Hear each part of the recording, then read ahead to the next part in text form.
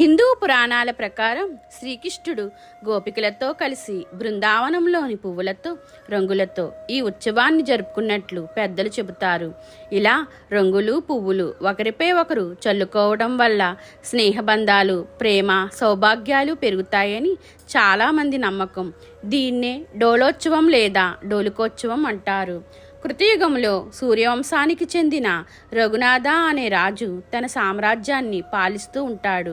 అయితే ఆ రాజ్యంలో అకస్మాత్తుగా హోలిక అనే రాక్షసి వచ్చి పిల్లల్ని ఇబ్బంది పెడుతుంది.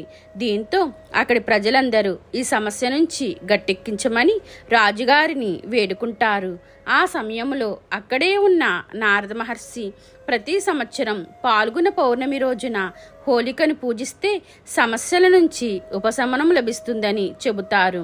అయితే పగలు పూజ చేస్తే ఇబ్బందులు ఇంకా కొద్దిగా పెరుగుతాయని, అందుకే రాత్రివేళ పూజలు చేయాలని సూచిస్తారు.